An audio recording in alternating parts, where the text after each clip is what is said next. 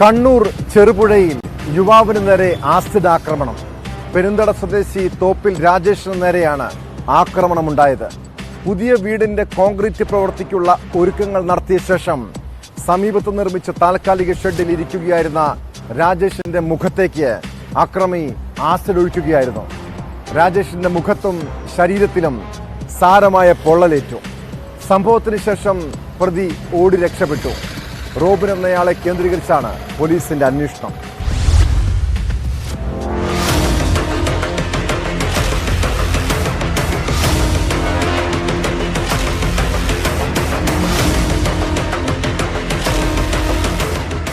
പ്രാപ്പൊയിൽ പെരുന്തളം സ്വദേശി രാജേഷിന് നേരെയാണ് ആസിഡ് ആക്രമണം ഉണ്ടായത്. രാത്രി 10 മണിയോടെ കസേരയിലിരുന്ന പത്രം വായിക്കുമ്പോഴാണ് ആക്രമണം. ഇയാളുടെ മുഖത്തും വയറിന്റെ ഭാഗത്തും സാരമായ പൊള്ളലേറ്റു.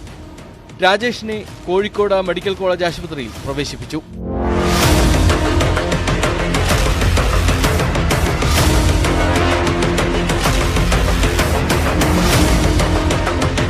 രാത്രി ഏകദേശം 10 മണിയോടെ ആണ് ഈ സംഭവം നടക്കുന്നത് ഇവിടെ.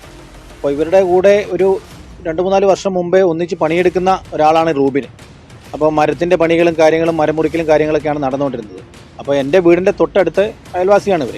അവൻ്റെ കയ്യിലുണ്ടായിരുന്ന ആസിഡ് കുപ്പി ഇവൻ്റെ മോട്ടറോട് തളിക്കുകയും ചെയ്യുന്നു. അന്ന് ഇവൻ കൈകൊണ്ട് തട്ടി. പക്ഷെ വലതുവശത്തെ കണ്ണിൻ്റെ ഭാഗത്താണ് അന്നേരം കൂടുതലും വന്നത്. പിന്നെ ആശുപത്രിയിൽ എത്തിക്കഴിയുമ്പോൾ ആ വലതുവശത്തെ കണ്ണ് അടയാൻ തുടങ്ങി. ഏകദേശം 3 മണിയോടെ അവർ കോഴിക്കോട് മെഡിക്കൽ കോളേജിലെത്തി. പക്ഷേ ഈ റൂബിൻ എന്ന് പറഞ്ഞ ആൾ ഇന്നലെ സന്ധ്യ മുതലേ ഈ ഏരിയയിലൊക്കെ എല്ലാവരും കണ്ടതായിട്ട് പലരും പല സ്ഥലത്ത് വെച്ച് കണ്ടതായിട്ടുണ്ട്. ഇവൻ ഏകദേശം ഒരു ഇവിടെ എവിടെയോ ഇരുട്ടത്ത് വന്ന് ഏകദേശം ഈ കൃത്യം നടത്താൻ വേണ്ടിയിട്ട് ഏകദേശം ഒരു 9 മണിയോടെങ്കിലും 8:45-9 മണിയോടെ ഇവൻ എവിടെയോ വന്ന് ഇരിക്കുന്നുണ്ടായിരുന്നു ഇരുട്ടത്ത്. ഇതാരും കണ്ടിട്ടില്ല. പിന്നെ എന്നും ഇവരുടെ വീട്ടിൽ വരുന്ന ആളായതുകൊണ്ട് വീട്ടുകാരും അത്ര പെട്ടെന്ന് സംശയിച്ചിട്ടുണ്ടാവില്ല. മരംവെട്ട് തൊഴിലാളിയാണ് രാജേഷ്. സംഭവത്തിൽ ചെറുപുഴ പോലീസ് അന്വേഷണം തുടങ്ങി.